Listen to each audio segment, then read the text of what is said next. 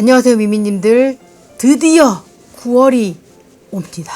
2022년부터 한국의 9월이 남달라졌습니다. 물론 그 전에도 9월 첫 주에는 아트페어가 열리고 또 주요 비엔날레들이 이 시기에 오픈하면서 가뜩이나 예술의 기운이 물씬한 가을이었는데 2022년부터 프리즈 서울이 열리기 시작합니다. 세계 양대 아트페어 중에 하나인 프리즈가 아시아 첫 진출 기지로 서울을 택해서 열리게 된 프리즈 서울이 한국에서 가장 큰 아트페어인 한국국제아트페어 키아프와 동시에 열리게 되면서 엄청난 시너지가 생겼습니다. 그래서 이 시기를 겨냥해서 그러니까 한국에 있는 여러 미술 애호가들이 관심을 집중하지만 해외 컬렉터들 그리고 해외 미술관 관계자들이 다 방문하는 이 시기를 겨냥한 주요 전시들, 빅 이벤트들이 한 번에 다 열리니까 정말 일주일 동안 잠도 못 잘 정도로 힘듭니다. 특히 2022년 첫 해에는 그 해에 이제 글로벌 경매회사인 크리스티 옥션이 프란시스 베이컨과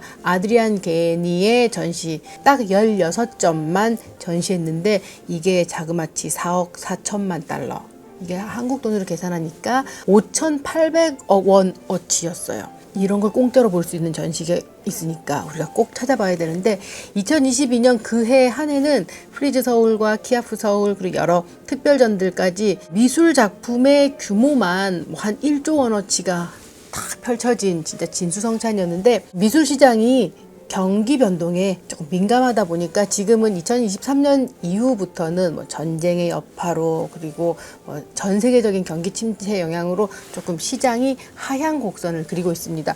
그래서 좀 아쉽게도 올해는 이를테면 크리스티와 필립스 옥션 같은 경우는 특별전을 열지 않기로 했습니다. 고가의 작품이 없어서 조금 아쉬울 수는 있겠지만 그래도 이럴 때 좀 더 의미 있는 작품들, 미술사적 가치가 있는 작품들 혹은 지금 봐두면 앞으로 오를 작품들을 주목하기에 딱 좋은 때입니다. 나는 주식을 안 해서 잘 모르지만 주식시장도 무릎에서 사서 어깨에서 팔아라 이런 얘기가 있을 정도로 조금 하강 곡선을 그려서 좀 바닥을 다지고 있을 무렵에 작품을 좀 더 집중해서 보시면 좋을 것 같습니다. 이번 9월 첫 주에 아트위크 일단 필수로 봐야 될 거는 프리즈 서울과 키아프 서울이겠죠.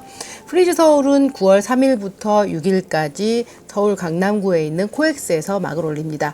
그리고 키아프 서울은 같은 날 같은 곳에서 개막하는데 하루 더 7일까지 열립니다. 왜 하루 차이가 나느냐? 프리즈 서울은 해외 갤러리들이 많은 만큼 돌아갈 짐을 싸는 시간까지 조금 고려해서 하루 먼저 막을 내립니다. 일단 달력을 펴서 주요 미술관, 갤러리 전시 그리고 전국구 비엔날레까지 찍어드리겠습니다. 그리고 오늘 한 중간쯤에 특별 이벤트가 있습니다. 돈 내고도 예매 못하는 프라이빗 투어만이 가능한 전시를 우리 미미님들에게 딱 20분만 저희가 특별한 초대를 받았습니다. 소더비가 기획한 특별전 소개도 중간에 들어있으니까 놓치지 말고 응모도 하십시오. 이건 꼭 봐야 돼 하는 전시. 만약에 내가 딱 하나밖에 전시를 못 본다면 저는 이걸 보겠습니다. 호암미술관에서 열리는 루이스 부르주아의 전시. 8월 30일에 개막해서 9월 첫 주에 이제 가장 뜨거운 한 주를 보낼 테고 내년 1월 4일까지 계속 이어지는 전시입니다. 루이스 부르주아는 1911년에 태어나서 2010년에 돌아가신 거의 100년을 살았던 프랑스 기반의 여성 예술가입니다. 루이스 부르주아의 전시가 한국에서 열리기는 25년 만이라서 기다렸던 분들 많으실 텐데 작가가 거의 60년 이상 해왔던 전생에 걸친 작업을 시대별로 다양하게 110여 점 만날 수가 있습니다. 루이스 부르주아가 누구냐 생각이 잘 안 나신다면 대형 거미 모양의 청동 조각 작품 한남동 리움미술관 데크 위에도 놓여 있었고 일본 모리미술관의 작품으로도 유명하고 지금은 용인의 호암미술관으로 옮겨가서 야외 설치도 돼 있는 작품인데 1999년작인 이 마망 엄마라는 뜻의 이 작품은 작가가 거미를 떠올리며 엄마를 생각했다고 합니다. 작가가 어릴 때 조금 가정 환경이 불우했는데 아버지 때문에 조금 불우했던 여러 상황들을 어머니 때문에 극복했었고 그때 어머니로부터 배웠던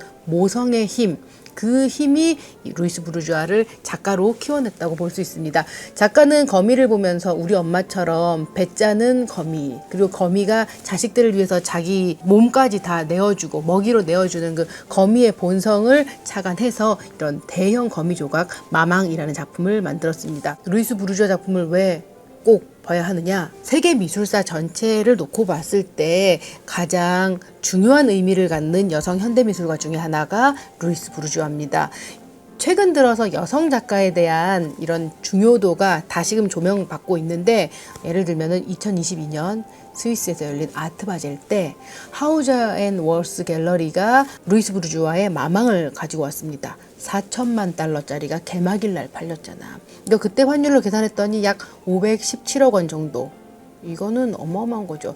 이 작품은 3.3m 높이에 철로 만들어졌기 때문에 녹슬 위험이 있어서 야외 전시는 안 되는 작품이었지만, 그렇게 고가에 팔릴 정도로 루이스 부르주아는 역사가 이미 공인한, 검증한 중요한 작가입니다. 한국 경매 시장에서는 2018년에 서울 옥션 홍콩 경매에서 루이스 부르주아의 조각이 콰란타니아라는 이름의 조각이 95억 원에 팔렸는데, 이건 한국 경매회사가 진행한 조각 경매 중에서는 최고가 기록이었습니다. 근데 내가 늘 가격을 얘기하니까 비싸서 중요하다고 생각하시면 안 됩니다. 작품이 중요하기 때문에 그 작품에 대한 가치가 돈으로 이제 환산된 결과적인 것이지, 작품 자체가 너무 시적이고 아름답습니다. 전시 제목이 덧없고 영원한, 이 말은 작가가 직접 적은 노트에서 발췌한 문구라고 합니다. 덧없는 것은 금방 사라지는데 영원한 건 진짜 이 상반된 두 단어의 조합이 이 원래 루이스 부르주아가 유기적인 형태와 기하학적인 구조, 남성과 여성, 추상과 구상 같은 이런 상반된 개념을 동시에 선보여주는 이 루이스 부르주아 특유의 그 긴장감이 반영된 제목이라는 생각에서 이제 호암미술관 전시 제목이 덧없고 영원한.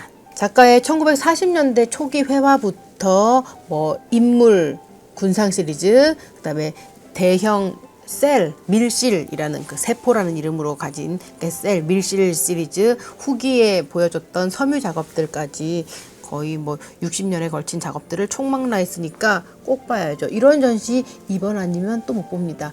이 전시가 25년 만에 열린다고 하니까 최소한 20-30년은 기다려야 만날 수 있는 전시니까 꼭 챙겨두시면 좋겠습니다. 또 꼭 챙겨봐야 될 전시, 리움 미술관이 기획한 이불 개인전입니다.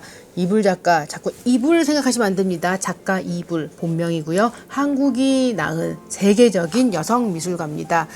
용인까지 가서 루이스 부르주아 전시를 보는 게 조금 부담스럽다면 한남동에 있는 리움 미술관 가보시길 추천드립니다. 한남동 리움 미술관에서 9월 4일에 전시가 개막합니다. 내년 1월 4일까지 이어지지만 프리즈 서울, 키아프 서울이 열리는 이 아트위크를 겨냥해서 딱 맞춰서 개막하는 전시입니다. 전시 제목은 1998년 그 이후. 이불 작가 최근에 언론에 더 많이 유명세를 끌었습니다. 뉴욕 메트로폴리탄 미술관 벽면에 이불의 조각 작품이 이렇게 파사드 프로젝트로 전시되는 바람에 정말 메트로폴리탄 뮤지엄을 가기 위해서 지하철을 타고 역에서 내린 사람들을 압도하는 그 시각적 경험을 선물했었습니다.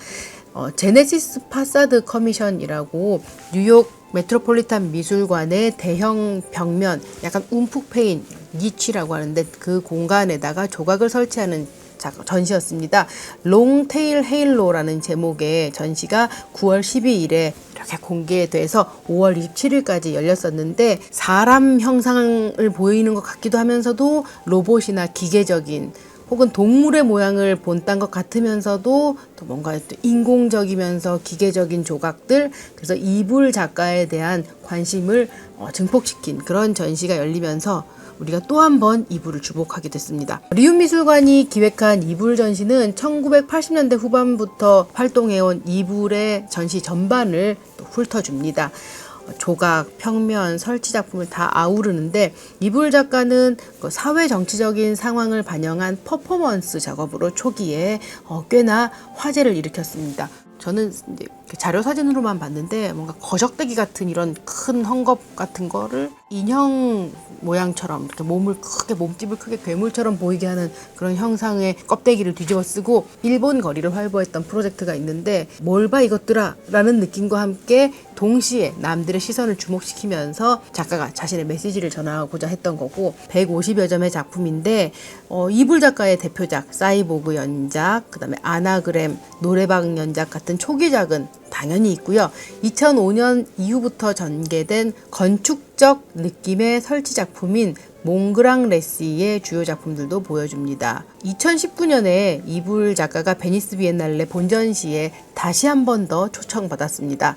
베니스 비엔날레 본전시는 사실 살면서 한 번 초대받기도 어려운데 작가가 2번이나 1999년에 한 번 그리고 2019년에 또다시 초청을 받았는데 그때도 작가는 건축적인 느낌의 뭔가 이렇게 건축 이렇게 지어놓은 것 같은 이런 작품을 통해서 뭔가 이 사회적 메시지를 이렇게 함축해서 보여줬었습니다. 2010년대 이후로 또 발전된 작가의 취약할 의향 시리즈 퍼듀 연작 이거는 평면 작업 그러니까 그림 같은 평면 작업인데요. 이불 작가가 그림도 그렸나? 잘 모르시는 분들은 이번에 자세히 한번 보시면 그 뭔가 약한 듯 하면서도 강하고 그리고 뭔가 징그러운 것 같으면서도 아름다운 새로운 또 볼거리를 만나실 수가 있습니다. 작가의 창작 과정을 담아놓은 드로잉, 모형, 그리고 최근 조각 작품까지 다 보여주는데 한번 보면은 뭔가 거대하고 스펙타클한 영화 한 편을 본 것 같은 기분이 드실 수도 있습니다. 이번 전시가 또 특별한 이유 중에 하나는 리움 미술관이 홍콩의 엠플러스 미술관과 공동으로 기획을 했습니다. 그래서 한국의 관람객들에게 먼저 선보이고 이 전시가 내년 3월에는 홍콩 엠플러스 미술관으로 넘어갑니다. 이후에는 2027년 하반기까지 계속 해외 순회 전시가 이어지니까 전 세계를 돌아다닐 중요한 전시의 맨 첫 번째 관람을 한국에서 할 수 있다는 점 이것도 신나는 일 중에 하나인 것 같습니다. 9월 아트위크 때 꼭 챙겨봐야 될 전시 만약에 외국에서 컬렉터나 친구가 이 시기에 맞춰서 왔다 그럼 당연히 이 전시를 가야 됩니다. MMCA 국립현대미술관 상설전입니다. 마침 이번에 국립현대미술관 상설전이 서울관과 과천관에서 총 3개가 열리고 있습니다. 이 전시들만 보면은 한 번에 한국미술 한 큐의 끝. 만약에 이 3개를 다 보지 못하고 과천, 서울 다 가는 게 힘들다면 일단 서울은 가보시는 게 좋을 것 같습니다. 1960년대부터 2010년대까지를 아우르는 한국을 대표하는 작품들. 그래서 전시 제목도 한국 현대미술 하이라이트라고 제목 붙었습니다. 83명의 작가, 86점의 작품을 만날 수 있는데요. 이것만 알면 한국 미술은 다 안다라고 너무 과장인가? 한국 미술의 주요 작가들을 다양하게 만날 수 있는 자리입니다. 그리고 과천으로 가면은 전시가 2개로 나눠져 있습니다. 서울관에서 하나의 전시라면 여기는 2개로 이제 확장시켜 놨다고 생각하면 되는데 한국 근현대미술 1편 전시. 이거는 이제 한국 근현대미술 100년을 조망하기 위해서 1900년대부터 시작됩니다. 70여 명의 작가의 작품 총 145점을 보여주는데 여러분들도 잘 아시는 이건희 컬렉션에서 기증받은 작품 41점을 포함해서 미술관의 대표적인 소장품이 공개됩니다. 미술관의 소장품이라는 건 미술관이 더군다나 국립미술관이 한국 미술사를 봤을 때 중요하다 싶은 의미 있는 작품들만을 엄선한 거기 때문에 컬렉터들의 입장에서도 미술관이 무엇을 수집하느냐는 좋은 힌트가 될 수 있습니다. 5월부터 개막을 했지만 계속 이어지는 상설전이고 과천 국립현대미술관 5, 6 전시실에서 열립니다. 엘리베이터 타고 꼭대기층 올라가서 내려오면서 전시 관람하는 걸 추천드릴게요. 조선이 끝나고 이제 새로운 시대가 열리면서 그때는 이제 카메라 기술이 도입되고 일본에서 유학해서 배워온 서양 미술들까지 이제 다 소개되는 그 초창기에 근대 서화의 모색을 이제 시작하던 시기부터 미술가의 개념이 등장하면서 우리나라 최초의 여성 미술가인 우리나라 최초의 여성 서양 화가인 나혜석의 작품들 그리고 한국적 인상주의의 창시자인 오지오 작품들 다양하게 만날 수가 있습니다. 특별히 중요한 작가를 방을 하나 따로 만들어서 집중해서 보여주기도 하는데요. 오지호 작가 그리고 운보 김기창과 우향 박래현 이 두 부부 작가의 방도 아름답습니다. 이중섭의 방도 별도로 마련돼 있어서 이건희 컬렉션으로 기증받은 이중섭의 작품 황소, 흰소 같은 작품을 비롯해서 일제강점기 지나고 6.25 전쟁 거치면서 뭔가 민족적 실현과 극복의 의지 이중섭의 작품으로 또 만나보실 수가 있습니다. 한층 내려가면 국립현대미술관 과천 3전시실, 4전시실이 이제 시작되고요. 거기서는 한국 근현대미술 두 번째 전시가 이제 이어집니다. 쭉 내려오면은 시대순으로 연결된다고 생각하셔도 되는데 잘 아시는 김환기, 박생광, 박서보나 박이소, 서세옥, 윤형근 작가까지 그래서 근현대 미술을 대표하는 작가 70명의 작품 110여 점을 만날 수가 있습니다. 이 시기는 이제 근대기 서화의 시대가 미술의 시대로 바뀌었고 미술의 시대가 시작되면서 한국적인 추상 미술을 모색하던 게 1960년대와 70년대의 움직임이었고 70년대의 대표적인 단색화 작가로서 윤형근의 방이 또 별도로 마련이 되어 있습니다. 그래서 김환기의 방, 윤형근의 방 여기서는 아마도 명상의 분위기로 작품을 음미해도 좋을 것 같고요. 1980년대가 되면 이제 추상의 시대를 지나서 이제 형상 미술, 구체적인 이미지의 그림을 통해서 현실을 반영하는 움직임이 있었고, 그리고 1990년대 이후로는 이제 세계화의 흐름 속에서 개념 미술도 등장하고 미디어 아트도 좀 더 다양해지면서 지금에 이르게 됩니다. 마지막 작품이 이불의 작품입니다. 역시 아까 리움미술관의 이불 전시처럼 중요한 작가라는 거 알 수 있죠. MMCA 서울에서 열리는 상설전 한국 현대미술 하이라이트 저희가 이미 찍어놨거든요. 곧 올라올 영상 기대해 주시면 좋겠습니다. 아트위크 기간 동안 꼭 챙겨봐야 될 전시 네 번째로 소더비 경매가 기획한 전시 헨리 무어의 조각전입니다. 글로벌 3대장 경매 회사가 크리스티, 소더비, 필립스 이렇게 세 곳이라고 합니다. 그리고 이 세 곳이 모두 한국에 사무소를 두고 있는데요. 올해는 딱 하나 소더비만이 특별전을 기획했습니다. 9월 1일 시작해서 9월 7일까지 딱 일주일만 열리는 전시고요. 아시아 최초로 공개되는 헨리 무어의 미니어처 조각 특별전을 선보입니다. 헨리 무어는 영국의 아주 중요한 추상 조각가입니다. 조각 하나에 뭐 200억, 300억 하는 바로 그 작가인데요. 신세계백화점 본점에 가면 6층 트리니티 가든에 헨리 무어의 조각상이 와상으로 이렇게 딱 누워있고, 아니면 소공동 조선호텔 그랜드 조선에 가면 1층 로비에 헨리 무어의 작품을 만날 수가 있습니다. 아주 중요한 작가인데요. 이 작가의 미니어처 조각은 야외 전시만이 아닌 집 안에서 이렇게 전시할 수 있는 좀 더 수집 가능한 컬렉터블한 작품이라서 많은 분들 관심 끌 것 같습니다. 자주 소개되지 않던 헨리 무어의 미니어처 조각을 50점이나 선보이기 때문에 이거 꼭 챙겨봐야 되는데요. 시그니엘 서울의 프라이빗 이그제큐티브 라운지라는 프라이빗하게 마련된 별도의 공간에서 전시를 합니다. 이거는 사실 돈 주고 티켓 예매할 수 없습니다.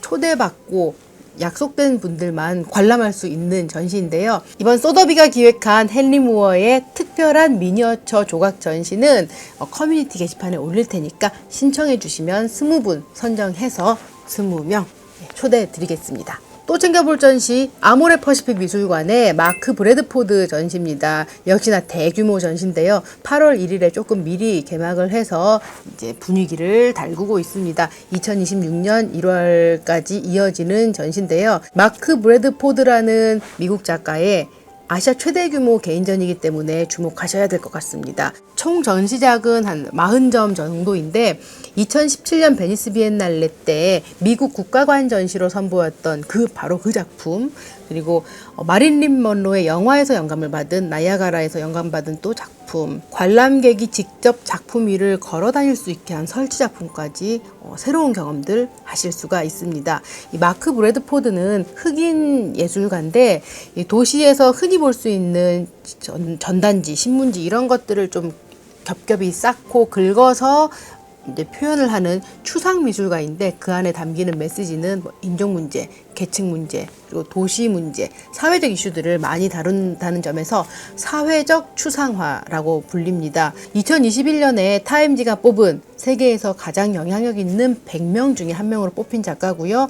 작년에는 아트리뷰가 선정하는 파워 100 아트피플 중에서 파워 있는 100명을 뽑았을 때 거기에도 선정됐었던 작가일 정도로 영향력이 큰 작가를 우리가 한국에서 만날 수가 있습니다. 아모레 퍼시픽이 창립 80주년을 기념해서 좀 특별히 마련한 전시니까 관심 갖고 찾아가 보시면 좋을 것 같습니다. 제가 10개의 전시만 추리려니까 너무 전시들이 좋은 게 많아서 그러는데 지금 DDP에서 열리고 있는 톰 삭스의 개인전 9월 7일까지고요. 용산구 이태원동 현대카드 스토리지 전시장에서는 데이비드 살레의 전시가 9월 7일까지 열립니다. 얼마 안 남았기 때문에 이 두 작가도 또 만나려면 외국에 있는 미술관에 직접 가야지만 되는 전시거든요. 이것도 챙겨봐 두시면 좋을 것 같습니다. 자, 6번째. 너무 외국 작가만 한 것 같아서 이번엔 한국 작가를 소개하겠습니다.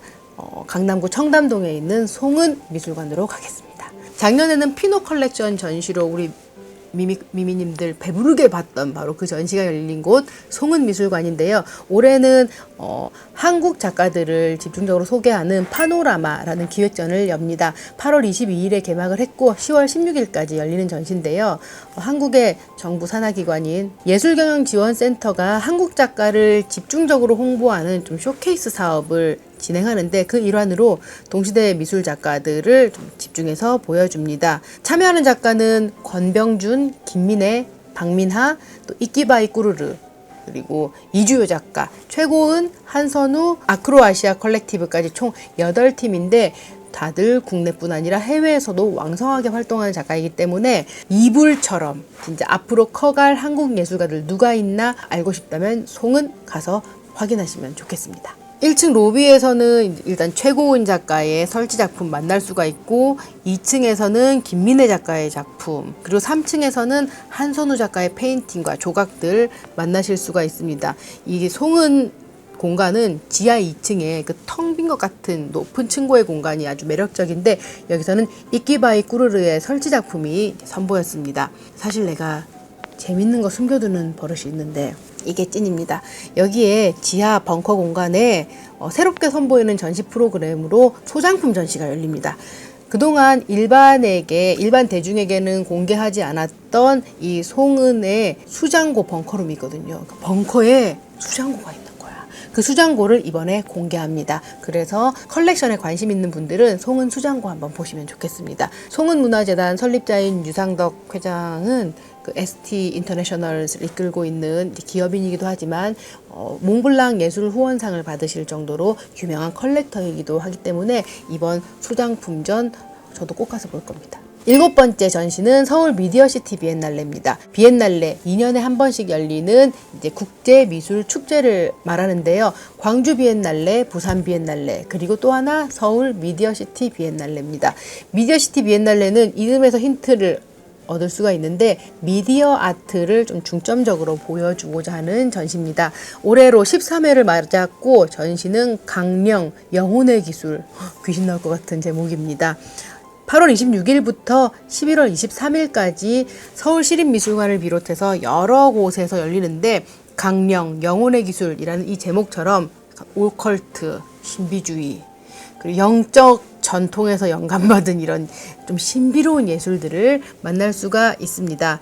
중구 서소문동에 있는 서울시립미술관 본관 외에도 낙원상가, 그다음에 시네마테크 서울아트시네마, 또 청년예술청 같은 서울 전역에 곳곳을 누비면서 미디어 아트를 만나실 수 있습니다. 이번 제13회 서울 미디어시티 비엔날레를 기획한 총감독은 안톤 비도클, 작가이자 영화 감독이기도 하고요. 우리나라도 이렇게 미술 관련 정보를 제공하는 홈페이지, 웹사이트가 있잖아요.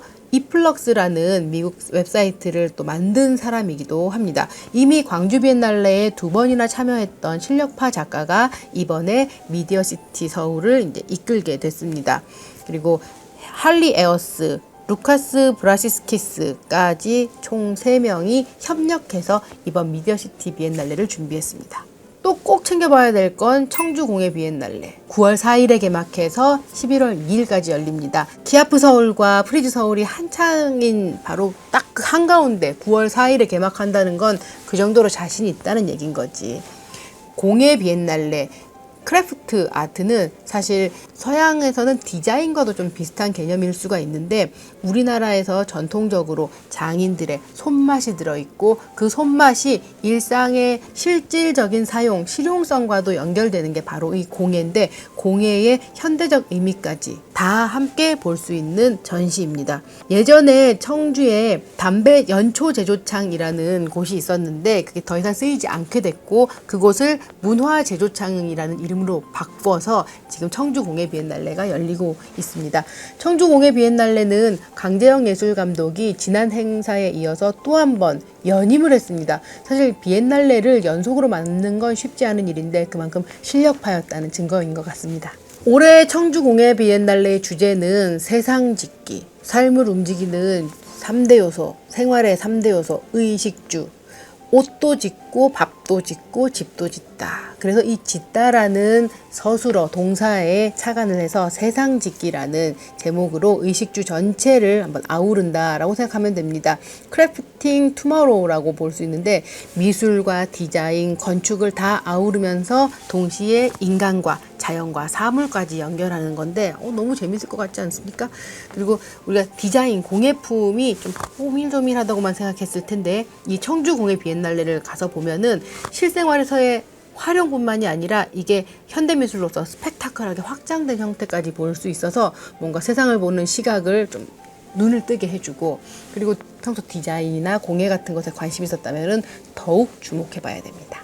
이번에 챙겨봐야 될 비엔날레가 하나 더 있습니다. 전남 수묵 비엔날레입니다. 지역별로 비엔날레가 열릴 때 대구 사진 비엔날레 얘기를 할까, 전남 수묵 비엔날레를 얘기할까, 전북 서예 비엔날레를 얘기할까 제가 고민이 많았는데 이번에는 전북 수묵 비엔날레는 꼭 한번 보고 왔으면 좋겠고 벌써 사전 예매가 매진될 정도로 관심이 뜨거우니까 한번 가보시면 좋겠는데요. 한류가 인기가 있다 보니까 한국적인 것은 무엇인가 자연스럽게 수묵, 오래된 우리 전통 미술에도 관심이 생기게 됐습니다. 독특한 한국만의 수묵 기반의 예술들. 그렇다고 꼭 먹그림만 있는 건 아니고요. 사군자만 있는 게 아닙니다.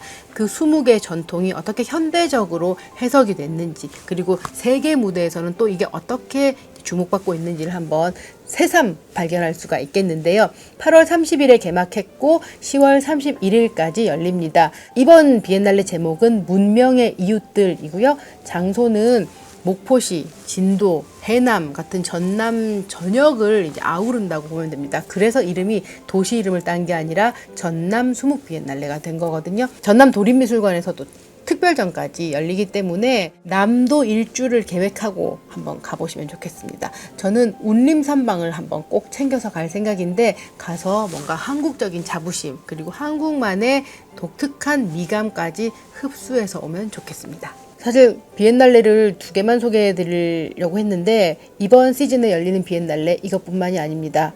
8월 30일부터 11월 2일까지 열리는 광주 디자인 비엔날레, 짝수회에는 광주 비엔날레가 열리고 홀수회에는 광주 디자인 비엔날레가 열립니다. 청주 공예 비엔날레를 볼 정도로 이제 공예 디자인에 관심이 많다면 하루 정도 날을 더 붙여서 광주까지 내려가서 디자인 비엔날레 보고 오시면 좋겠고요. 아니면 청주 공예 비엔날레 보고 전남 수묵 비엔날레 보고 광주 디자인 비엔날레까지 찍고 오면 좋을 것 같습니다.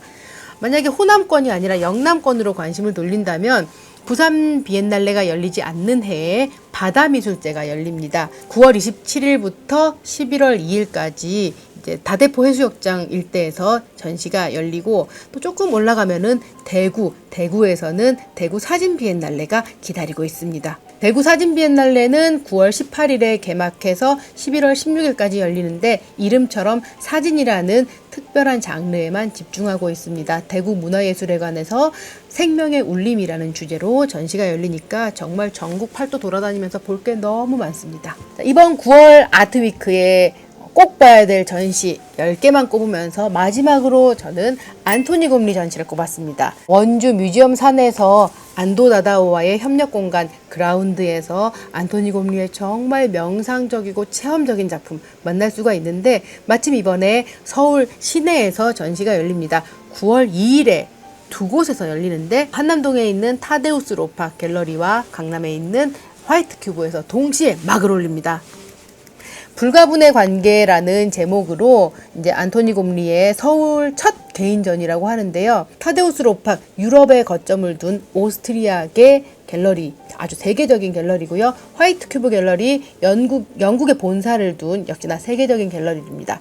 이 둘이 공통적으로 안토니 곰리의 전속 화랑이기도 하기 때문에 이번 아트위크 기간에 맞춰서 두 곳에서 동시에 전시를 엽니다. 그래서 우리는 뮤지엄산, 타데우스 로팍, 화이트 큐브, 안토니 곰리 3종 세트를 맞이할 수 있는 이 정도의 행운을 가진 나라는, 사실 안토니 곰리는 영국 작가니까 셰익스피어의 나라 영국에서나 즐길 수 있는 이런 대규모 행사를 한국이니까 이번에 아트위크 기간에 즐길 수가 있습니다.